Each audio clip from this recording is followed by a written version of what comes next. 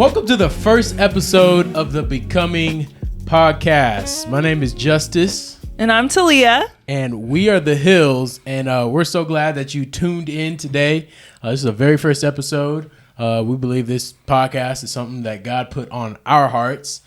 So we're excited to share just a lot about what we've learned when we were together, while we're together in marriage, and what we've learned before we were together. But we're going to be talking. The name of this podcast is Becoming. Is the Becoming Podcast, and there's a story to why we named it the Becoming Podcast. We just got married. March 14th.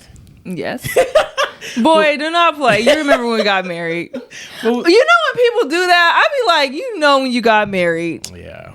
Well, actually, okay. I had a student asked me, I'm a teacher. A student asked me, they were like, when did you get married? And I had it on my get to know me slide. Yeah. And like the mom was like looking at me to see if I remembered. I was like, March 14th. We just got married. Okay, maybe in 20 years it's okay, baby. In 20 years. I got it down. But you got it down. I'm never going to forget. Yeah, what time did we get married? What time was it? What time? I'm kidding. I don't even know. 2, 3, 4. The wedding kind of started a little late. Anyways, yes, I don't remember. But so we just got married this year, so we are very much freshies. Yes. Newlyweds. And the name Becoming came from we joined a marriage what's it called? A marriage group community called Eye to Eye Marriage, and it's a really great community. It's been around for quite a bit, and I've seen my parents go through it, and now I'm actually getting to participate. So it's pretty cool. But they have a class called Walk Together for married couples, and we're able to do that. So we're learning a lot about marriage from that. But there was a question. You remember the question that we asked? Yes. We were talking about becoming one, and how, you get married, you're at the altar, and they're like, then now two shall become one. And we were always thinking like, that scripture that talks about how you are now the man one. Shall leave his father and mother and be joined to his wife, and the two shall become one. Yeah. Yes. And the two shall become one. So we're like, I was like, when do we actually become one? Like, when does it, we know we become one once we say I do, but when do we actually like feel the like oneness, like we're one? Hurrah, we made it. Like we're one, like, hey, like when do we feel that? And so we asked this question. I think it was that our first class, it was the very first class, and it was in May or April? I don't remember. It was one of those months. So we had only been married probably like a month and a half. And so being married a month and a half, we're like, okay, when do we feel this? Yes. The question was, I kind of had a feeling what they were going to say, but they said basically like, there's never you've crossed the finish line. You guys are now officially one. Right. And they were saying it's a process. It's an ongoing thing. You're constantly going to be working and striving as you continue to become one. You're going to get better and better and better at that. But they said it's also going to change, and it's going to fluctuate. I'm going to change. You're going to change. And we're going to continue to fight to become one. And so they were saying the Bible says, like, the two shall become one. So we became one. Right. But are we... It's a process. It's a continual becoming. Right. It's a continual becoming throughout our whole marriage and relationship, and till death do us part. So we're going to constantly be becoming one. And we got the idea from that question of naming the podcast the Becoming Podcast, because what we've learned and discovered from talking to our mentors, talking to other couples pouring into our lives, our own study, and on our own time in the Bible, is that you're constantly becoming something or someone. Right. Whether it's you're married and you're becoming one, or it's before marriage, who are you striving to become? Or even in your marriage, who are you striving to become? And so you're always striving to become something. You're striving to become better at something. You're striving to be, or if you're not striving to become more like Christ, some people, we're just striving to become, we are as a believer, we're working to be striving our best to be like Jesus, to be like Christ. So we're striving to become more like him. But if you're not doing that, you're becoming something. You're always becoming more of something. And what is that? And so we want to be real intentional about our becoming, who we're working to become. And so all that stemmed from the union of marriage and becoming one in that question. But we realize it's a constant becoming in every aspect of our life. And so that's what our podcast is going to be about. We're just going to be talking about becoming, the process. And so it'll be about relationships. It'll be in singleness. It'll be in our own individual lives and dating. There's always something you're striving to become. And so that's what we're going to be talking about. Just what we've learned, what we're continuing to learn, and just have a conversation about it. So yes, welcome to the first episode. And I have a question to Leah. So in the vein of becoming before marriage, so before you were married, who or what were you striving to become? I would say I was definitely striving to become a woman of wisdom. Throughout my life, people typically always said like I was the one that kind of had like an old soul and like all these type of things, which probably had like a little truth to it. I was always interested in the life things, what life would look like when I got older, into marriage and children and things like that, and the type of man, all those types of things. I was into those types of things. And so I would definitely say in my time of singleness in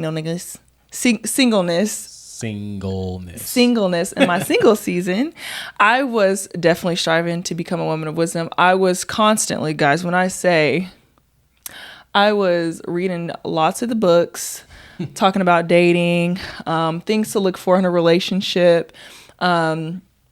I was also listening to tons of podcasts about relationships and dating towards the end, though.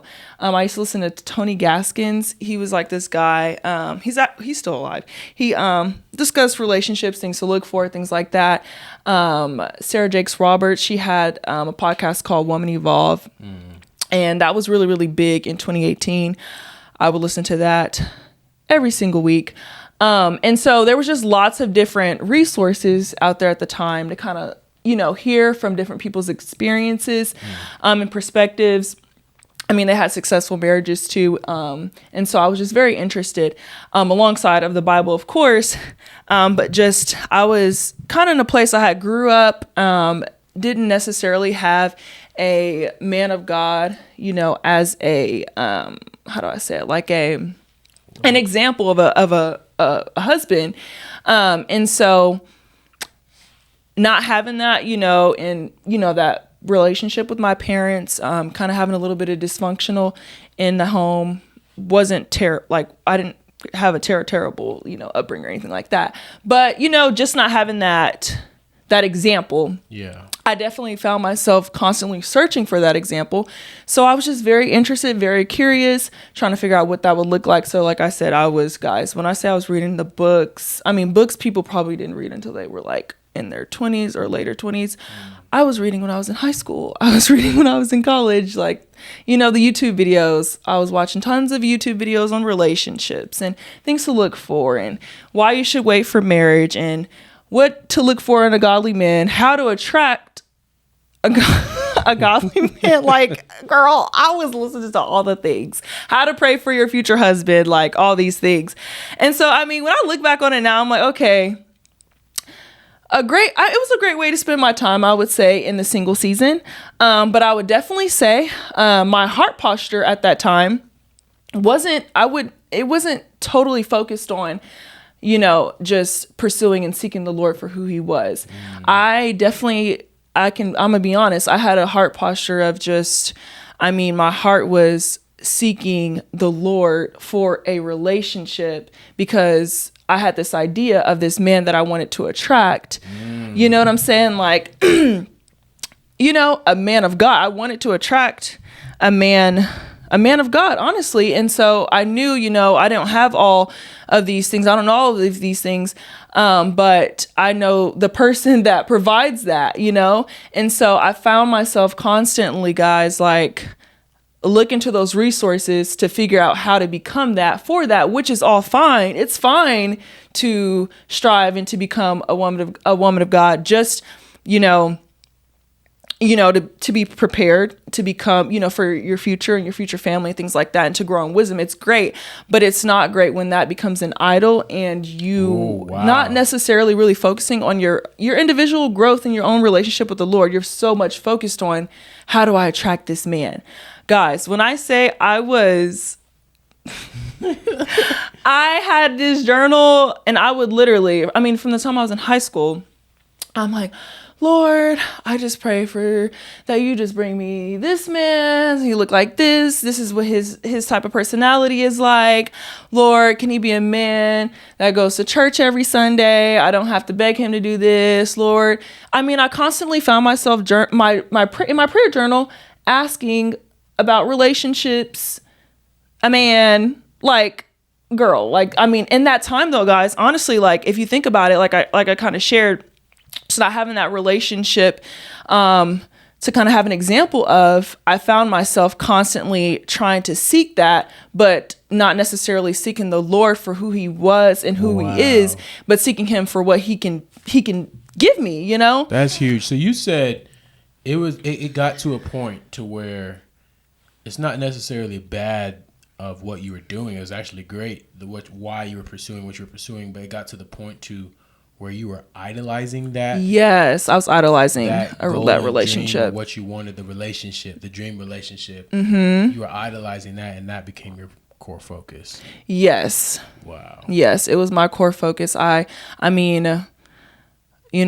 started getting hurt in relationships because then, like, kind of like I shared, if that was an idol that was on my heart and the Lord wasn't there first, then where's that going to lead me? Into a terrible relationship. And so I constantly found myself falling back on the ground with my face on the ground, back to the Lord, like, Jesus, please help me get out of this situation that I got myself in, because I'm thinking that this is what this person is supposed to look like, when my eyes should have just been focused on him the whole time. Yeah. So that way that could give that person enough room to pursue me the way that he's supposed to, because that was the key. That's good. So once I knocked my head a couple times, and I said, Lord, I'm literally not about to, my prayer journal is not about to be all about a man. Like, it's not. Like, Jesus, I want you. Like, I love you, Jesus. Like, Lord, thank you for strength. Thank you for healing. Thank you for bringing me through all the things you brought me through in life. Thank you for, just everything he had did for me in my whole entire life, from being a child to being, a teenager to being a young adult. He had done so many things for in my life.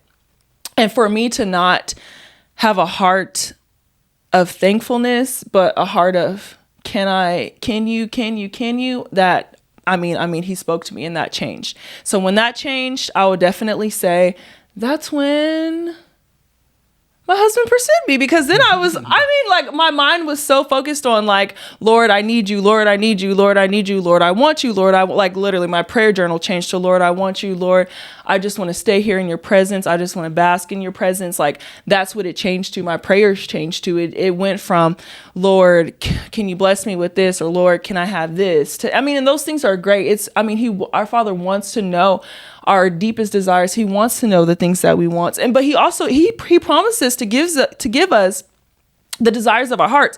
But we are called to obey and to love him, and I don't necessarily know if my heart was positioned in pursuing him, and not so much, I was pursuing a relationship before I was pursuing him, or trying to get the relationship through him, but that's not how it works, So if you were striving to become, at that point, you were striving to become, you said you were pursuing knowledge and wisdom so that you could become the woman that would fit, that would be a perfect match for this perfect man. Right. So a perfect man of God. Mm-hmm. And that's what you were looking. So you're trying to attract that man. So you're like, I got to become this. I got to become that. Yeah. So that he can be attracted to me. But so you said you shifted though. So what did you shift to focusing on trying to become? So if you weren't trying to become this wise woman of God that's going to attract this man of God, what was your focus? What did you then shift to? I'm going to become this. I shifted my focus more on like, what is God calling me to do right now in this season of my life? I kind of, like I shared a little bit earlier, my focus was no longer on like, Lord, this is, something I'm really desiring every single day, praying for my husband. My focus shifted on like, Lord, if this is not what you have for me, if I never experienced marriage in my life, I'm okay. Like, and when that came to me, when that then became my perspective of life, like I'm gonna be honest, I like felt so free. Like, I was just like, like that. I mean, that's the answer. Like, if he never gave this to me in my whole entire life, like, he's still all I need. He's everything. Like, it's okay. Like, I'm fine with not, ever experiencing, maybe a healthy relationship or marriage one day. Like, I'm content with that. And so I just became so content in that, to the point where I started becoming more content in my singleness. And when I think about it, and I think about like that contentment in singleness, however you say it, contentment. I don't know. That contentment and singleness, that's when my heart also changed too. And so what that looked like, for example, definitely, diving more into my relationships with my friends, my family, looking to my pursuits and my passions, things that I really, really wanted to do. For example, if you know me, if you follow me on social media, I started traveling like so much. And it was just because like at that time, one, I had all this, I was single. I like had all this time. And then I also like I had just became a realtor, like a real estate agent. And if you know anything about young realtors, when you're starting to make money, like you're just having fun. And Lord. I was definitely having fun, but I would definitely say just like shifting my focus from looking at singleness like, oh my gosh, like, whoa, me, I'm not in a relationship, to no, like, thank you, Jesus, for being single. Like, please, like, where do you want to take me? Like, what do you have for me right now? Your priorities shift from striving to be somebody's wife to striving to be daughter. Yes. Striving to be daughter of the King. Like, yes. Lord, I want to strive to become the best daughter that you have. So you switched from Martha to Mary. Yes. So that story where Martha is working because Jesus has come to her house. She's opened up her home and she's striving to do this in the kitchen and make sure this is right, make sure that's right. And Mary, her sister, is sitting there at Jesus' feet and listening to him teach. She's being present. He's here. Jesus is here. I'm going to get as much as I can from him. And that upset Martha. She's like, Jesus, like, tell her to come and help me. And he was like, Mary's right where she needs to be. And so you're saying you went from, what do I need to do? Who do I need to become? What do I need to learn how to be in order to attract this man so that I can be a wife, being somebody's wife, to, I'm just going to be content in where I'm at. I'm going to sit here right at Jesus' feet, and Lord, I'm just going to be the best daughter that I can be. Yep. And if you don't give it to me, then, wow. I'm okay. Like and it's so crazy. Whenever I shifted that focus, y'all, I'm not kidding.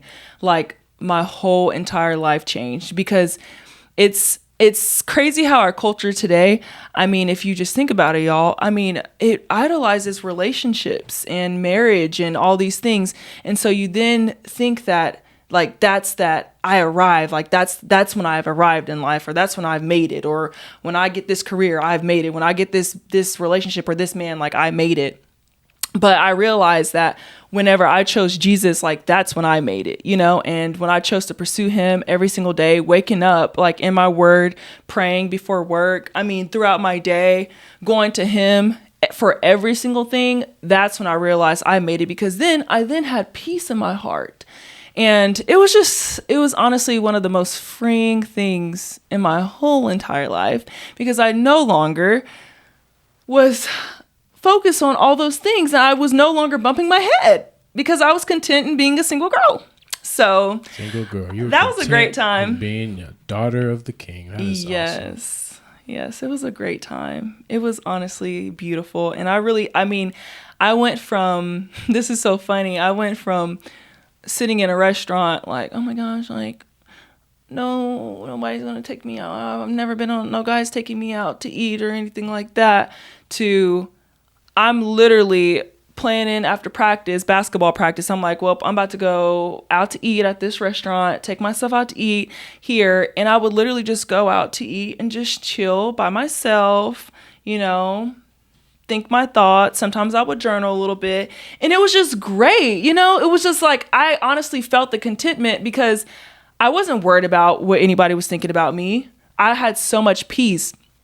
And so it just goes to show just how much, like, whenever you give yourself to the Lord and you choose to choose him, in your singleness and in your life, like, just how much he can do with that. And so, wow, what a time. That was a time. All those little dates I went on with him. So before you were striving, dates you went on with Jesus? Yeah, because nobody else is there. But what was so funny, though, is so many people, I look back now, it was a couple times. I exaggerate sometimes. So many people, not so many people. It's like 2 times.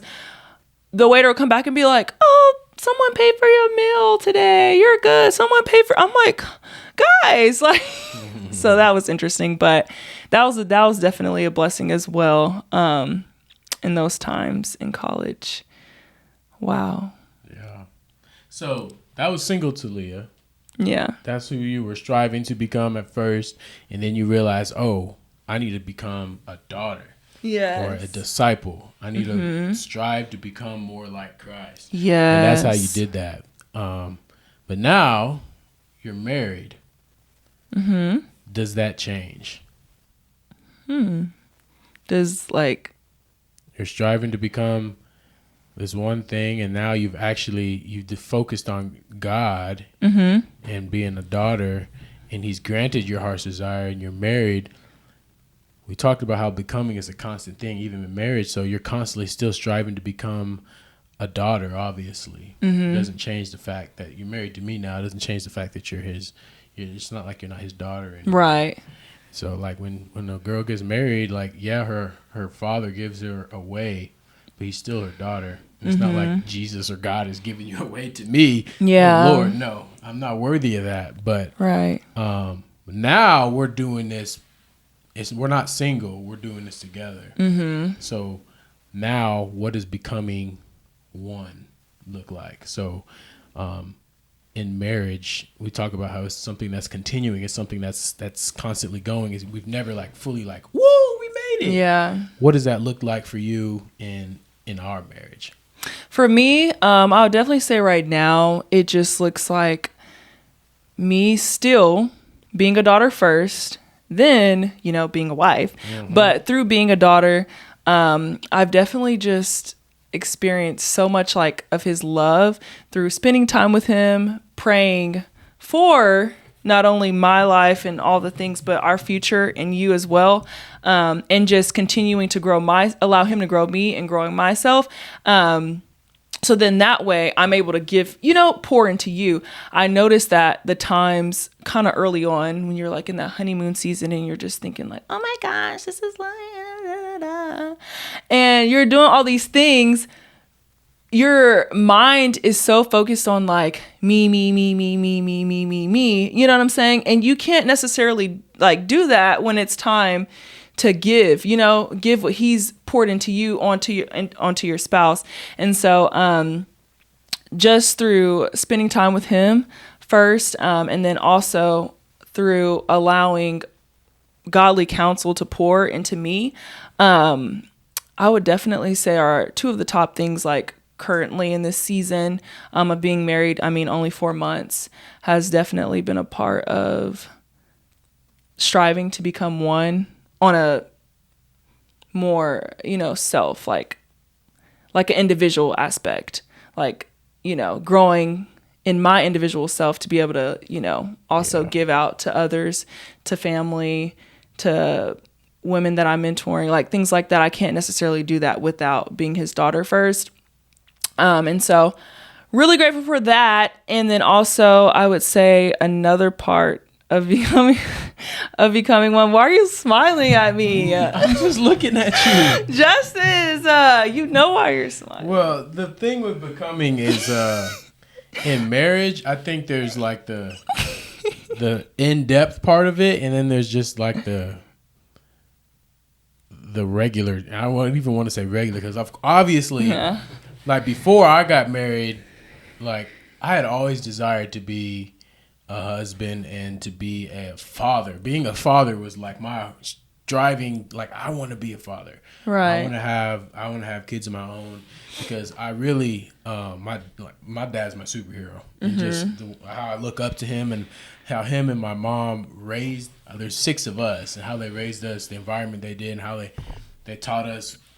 Like we had devotion time at the table. Like I was like, one day I'm gonna have my own family and I'm gonna do that. Yeah. And so that was always a dream of mine. And I want to become a father just like my dad was. And that was one of the driving points.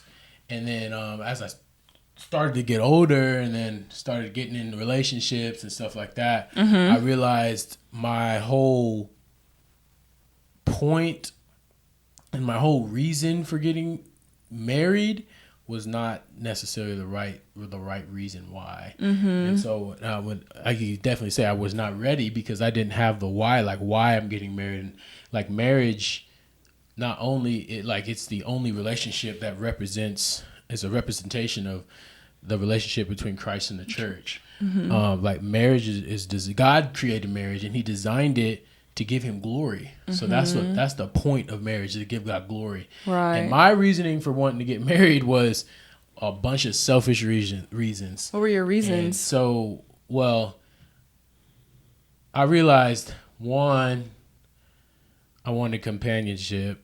2, I wanted to be a father. And you think these aren't bad things. Right. But like how you said, the whole, I want to be someone that attracts a man of God. I lost my why, and like it became an idol, and like it became such an idol that I started trying to do things and make it happen on my time, and not necessarily, Lord, where is it that you wanted me to go right now? Right. So, Yeah. during singleness, when I was single, I was like, I wasn't necessarily asking the Lord for the direction of my life. I was trying to create the direction of my life. I'm gonna get this job. I'm gonna make this much money so that when I get married, a wife doesn't have to work, and the kid, I'll be present. I'll do this job so that I can stay home a lot, and I can do this, and I'll make this much money so that I won't have to worry about. So I can do this, and I had it all planned out. I'm gonna do this. I'm gonna do that. So when I went to college, I was very, very much money focused. What's the job that I can do that's gonna get me the most money the fastest? It was messed up, and so. From that whole dream of being a family man and all this stuff, being present, blah blah blah blah blah, I wasn't focused on where God was wanting me to focus on at that time in my life, and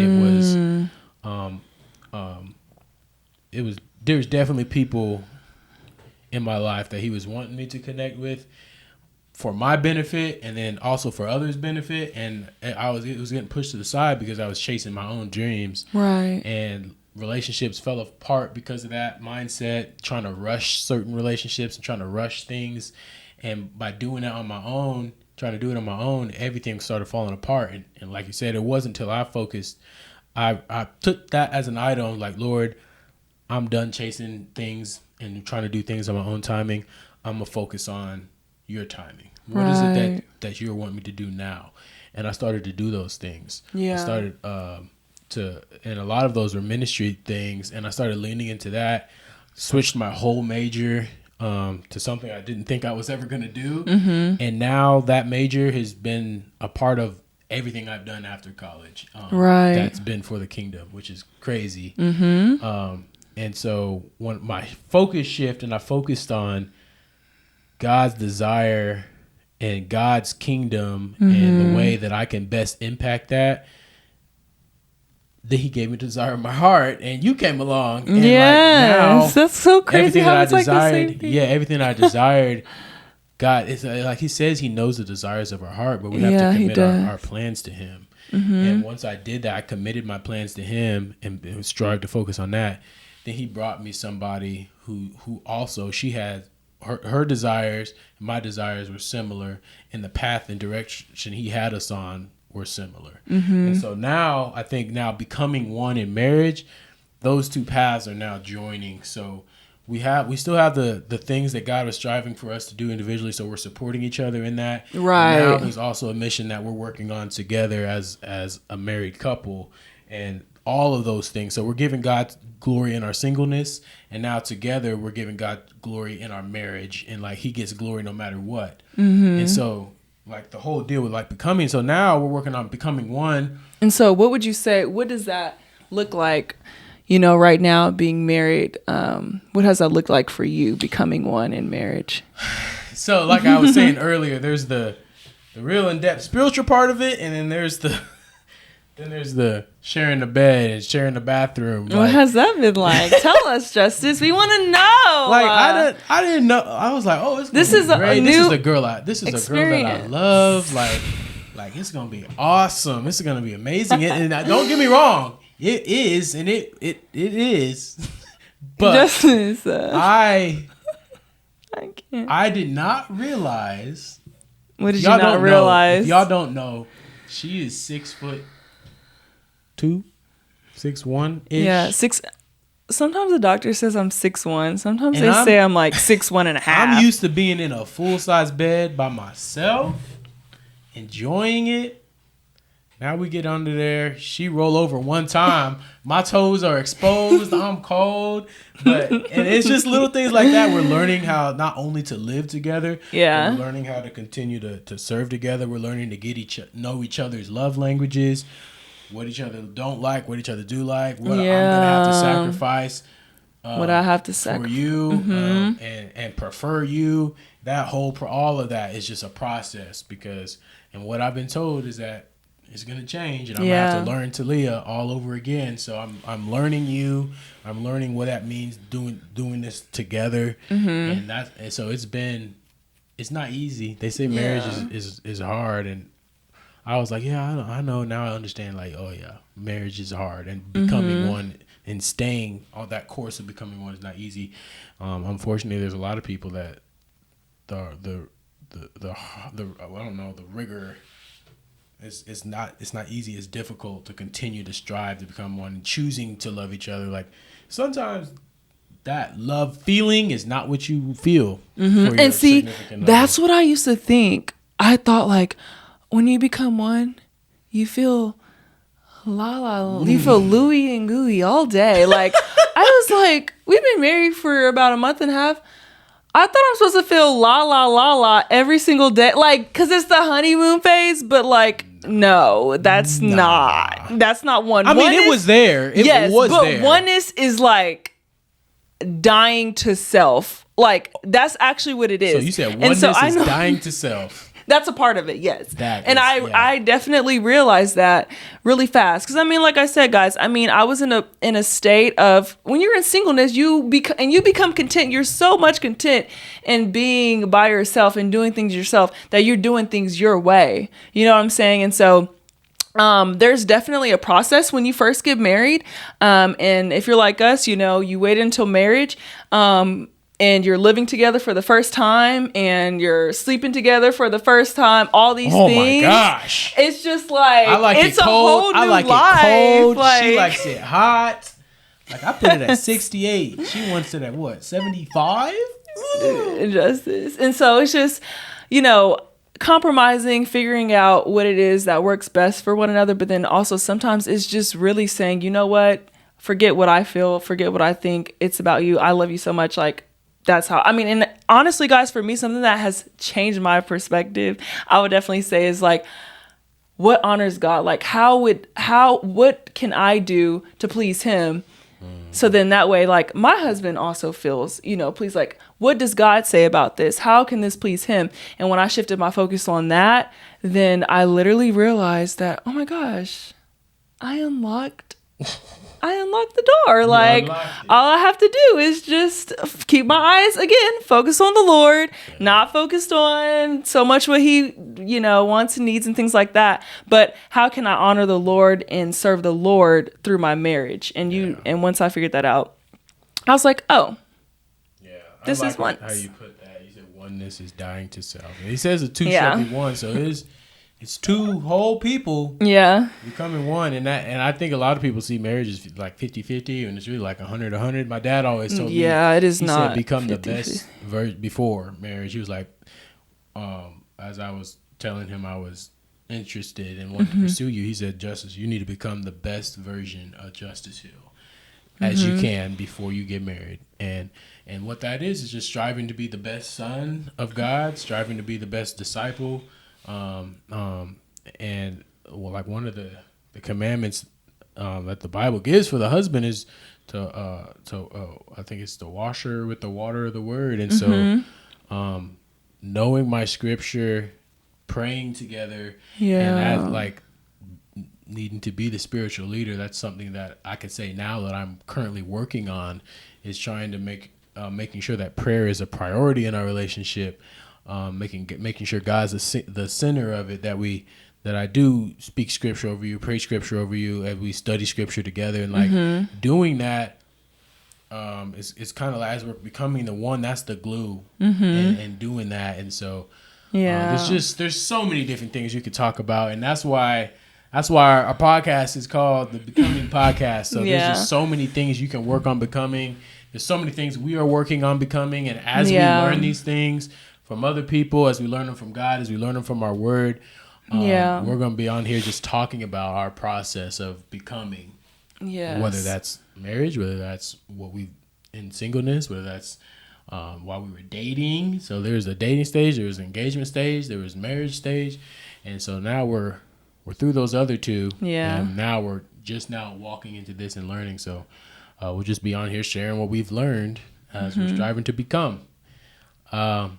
So we're going to end each episode playing one of our games. It's a game that we got for our wedding, one of our wedding gifts from a friend, and it's called Harmony Hearts. Harmony Hearts. And we like, she loves quality time. That's one of her things. So if we were to sit in 2 lawn chairs in the middle of the desert just talking, it would fill her love tank. And so doing things like this is something that fills her love tank. So basically what this game does, it has 4 categories: action, reflection, connection, and imagination. So we kind of made it our own. So we got these sticky notes in here, and they have one of the categories on there. And so what we do is we shake it up and we pick one, and then we'll pick a card from the stack here. So I'm gonna pull these cards over, and we're gonna do 2 cards before we get up out of here. And so, do you want to select a card and I select a card? This is kind of give you guys an idea of what it looks like. Y'all, this game is so fun. Like, we be playing this on our like date nights sometimes, and y'all, we be cracking up. Like, it's some of these questions, y'all, and some of the things that they have you doing, like the action, is absolutely hilarious. All right, I'm gonna pick it. Actually, I'm gonna do it a little different than we usually do. I'm gonna pick it out. Okay. And give it to you. It's gonna be the card you pick. Hold on. So that means that I'm reading it for you to answer? Yeah. Okay, bet. Oh, baby. Eyes up. Because you know. Reflection. Okay. When did you tell your friends about me? Oh. I didn't really have to tell them about you because they already knew you. Because how did they know me? We'll probably talk about this in another episode, but like, I've known her. We've known each other for 8 years. It was like 2017, I think, when we met. Yeah, it was 2017. Is that 8 years? 18, 19, 20, 21, 22, 23, 24, 25. It's 7-ish, 7.5.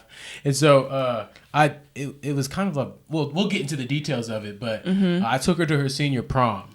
And I was a freshman in college. She was a senior. And so yeah, it was the beginning of 2017. So we knew each other the whole 2017. So it was 8 years. Yep. Yeah. Okay. So sorry. I had never dated anybody or been in any kind of serious relationship.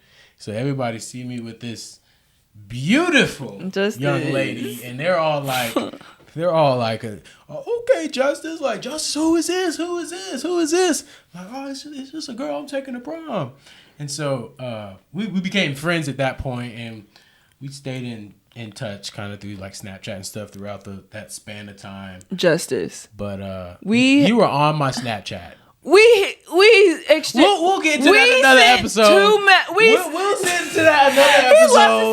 We were friends, boy. We literally communicated twice out of those 4 years. But they knew who she was. They all followed her. She followed all of them. She had come to some of my birthday parties. I went to one of your birthday parties. That was the birthday party that the year that we met in 2017. That was your. But that's the point. They all knew who you were. That was your 19th birthday party or 20th. So then come 2022?